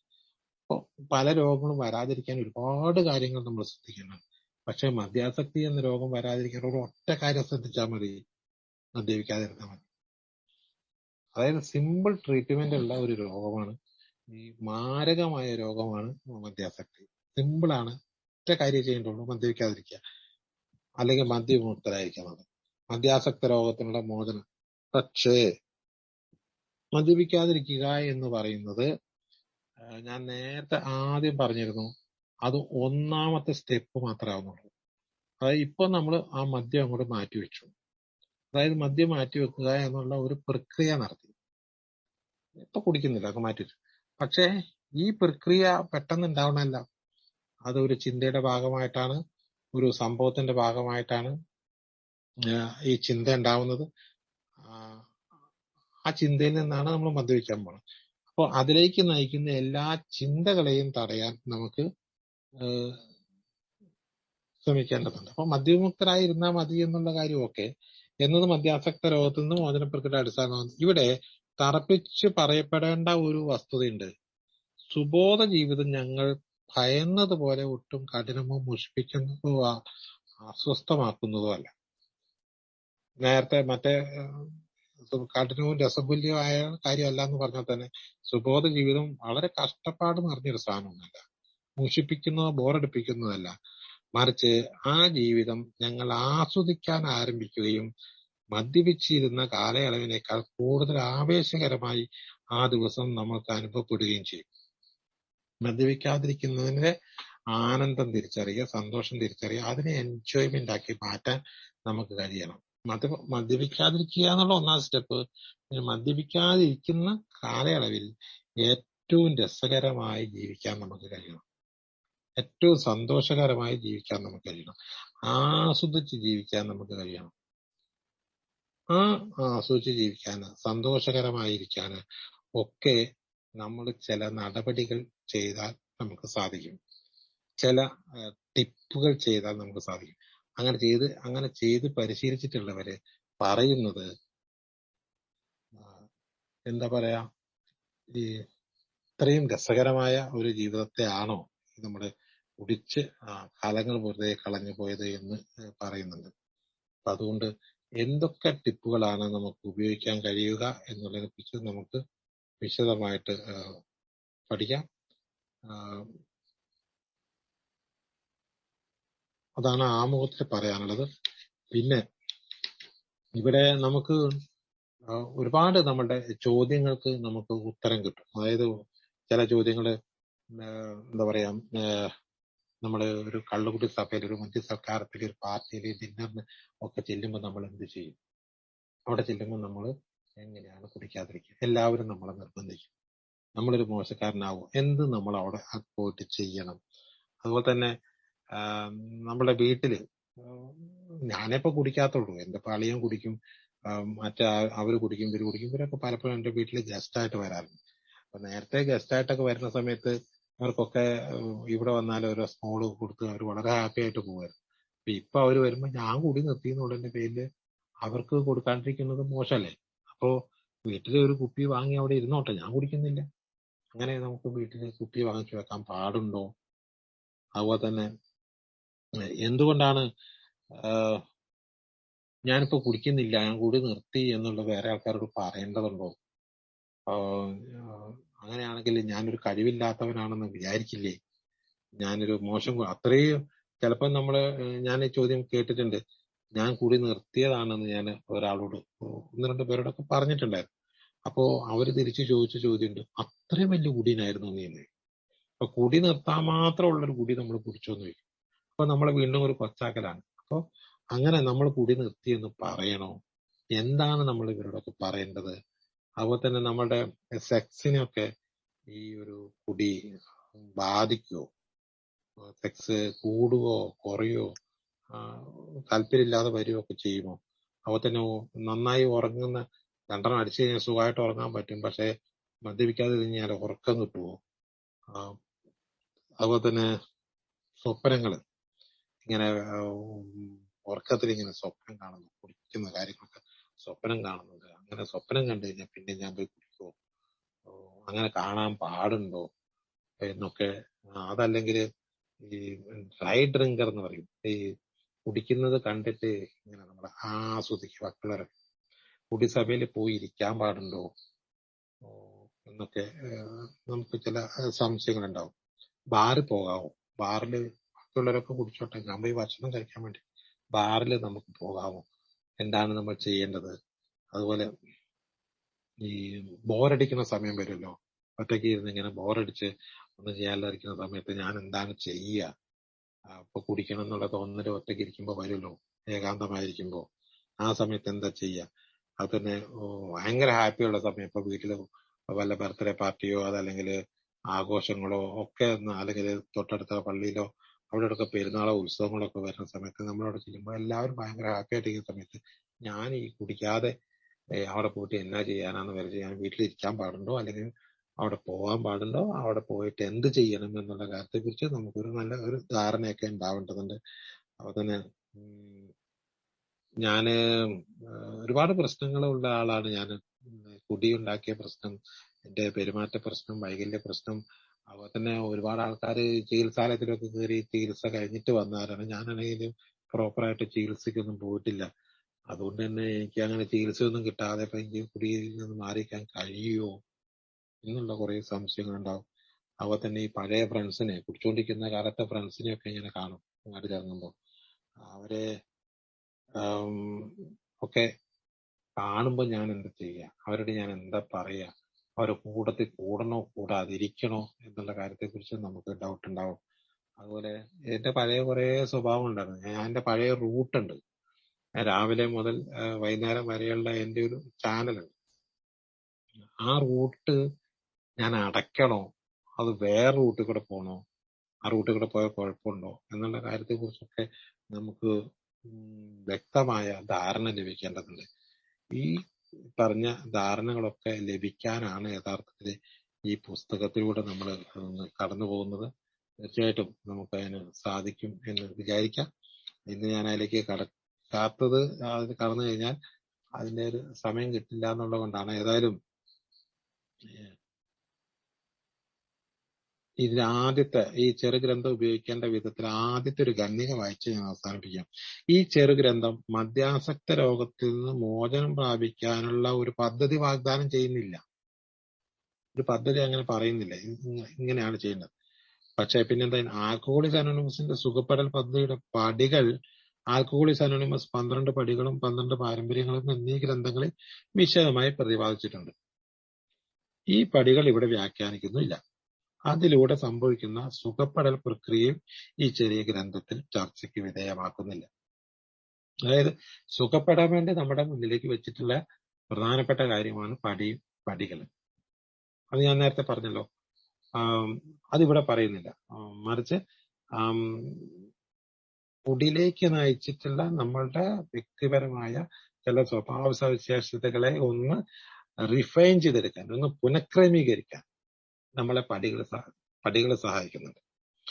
അത് ഇവിടെ പറയുന്നില്ല. മറിച്ച് ഇവിടെ എന്താണ്, മദ്യപിക്കാതെ ജീവിക്കുന്നതിന് ഞങ്ങൾ അവലംബിച്ചിട്ടുള്ള ചില മാർഗങ്ങളെ പറ്റിയാണ് ഇവിടെ വിവരിക്കുന്നത്.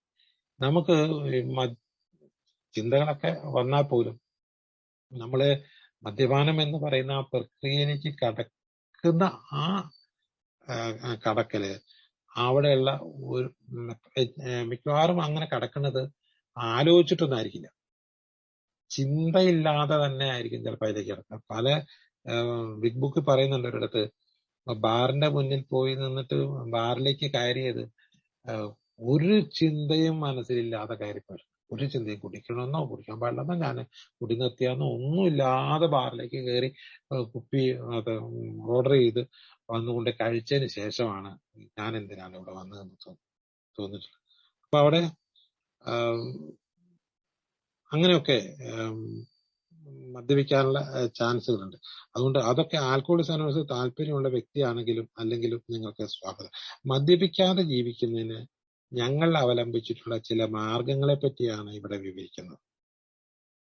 എങ്ങനെയാണ് നമുക്ക് അത്തരം സന്ദർഭങ്ങളിൽ ഒരു ബാറ് കാണുമ്പോൾ നമുക്ക് എങ്ങനെ മാറി നിൽക്കാൻ കഴിയും, ഒരു കുടിക്കുന്ന മുമ്പ് കൂടുതൽ ഒന്നിച്ച് കുടിച്ചുകൊണ്ടിരുന്ന ചങ്ങാതിയെ കാണുമ്പോൾ നമുക്ക് എന്ത് ചെയ്യാൻ കഴിയും, നമ്മൾ അവരോട് കുടി നിർത്തി എന്ന് പറയണോ കുടിക്കുകയില്ല എന്ന് പറയണോ, എന്താണ് നമ്മൾ അവരോട് മറുപടി പറയേണ്ടത് തുടങ്ങിയ ചോദ്യങ്ങൾക്കൊക്കെയുള്ള ഉത്തരമാണ് ഇതിനകത്തുള്ളത്. കുടിക്കാതെ നിൽക്കാനുള്ള ചില ടെക്നിക്കൽ ടിപ്പുകൾ 31 പോയിന്റുകളായിട്ട് പറയുന്നുണ്ട്. അത് നമുക്ക് അടുത്ത ആഴ്ച മുതൽ ചർച്ച ചെയ്യാമെന്ന് വിചാരിക്കുന്നു. എന്നെ കേട്ട് നിന്ന എല്ലാവർക്കും നന്ദി പറഞ്ഞുകൊണ്ട് ചെറിയ ചില ഡിസ്കഷൻ സമയമുണ്ട്. ആരെങ്കിലുമൊക്കെ എന്തെങ്കിലുമൊക്കെ പറയാ. Thank you.